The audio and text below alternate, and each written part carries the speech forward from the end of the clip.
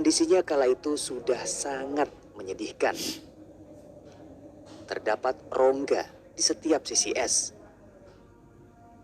Sebagian bahkan terlihat sangat dangkal. Beberapa sudut es memperlihatkan indikasi peluruhannya. Tidak hanya luasnya yang terus menyusut, tetesan air di setiap tepi juga seolah tidak berakhir. Pertanda es abadi Indonesia terus mencair. Setahun berikutnya pada 2018 saya menjadi bagian dari tim pemantau gletser bersama para peneliti Badan Meteorologi, Klimatologi, dan Geofisika. Kala itu tim memantau dari udara. Hasilnya seperti yang diperkirakan. Usia puncak es abadi Indonesia diperhitungkan tidak lama lagi. Hanya sekitar 7 sampai 8 tahun lagi setelah 2018, salju atau es abadi Indonesia akan punah.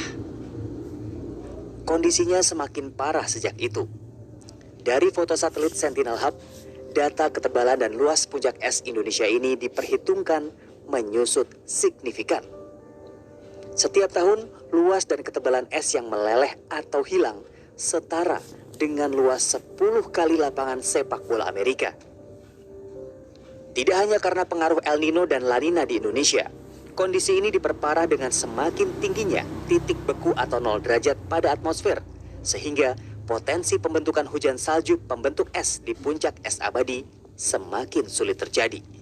Satu ciri dari pemanasan global adalah titik atau lapisan 0 derajat yang semakin meningkat gitu ya.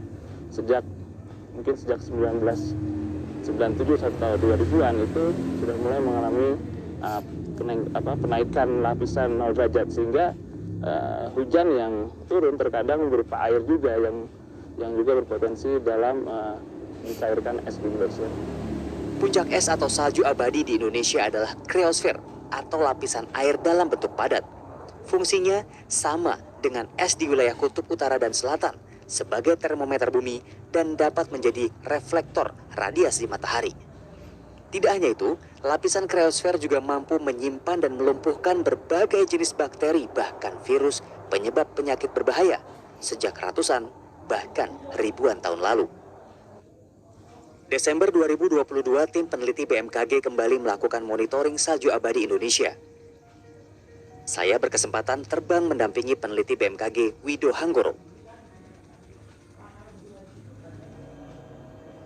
Sayangnya untuk memantau sisa stek di permukaan es pun sulit dilakukan.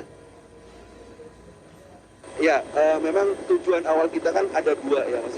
Yang pertama adalah steknya itu sendiri, dan yang kedua kita lihat secara visual. Tapi sayang sekali tadi kita nggak bisa melihat steknya. Padahal itu adalah data yang sangat penting. Kalau kita lihat, itu penurunan saljunya atau retreat salju itu sangat masif Mas. Dari pengamatan kita yang visual 2014, itu luasan itu sekitar 0,46 square kilometer.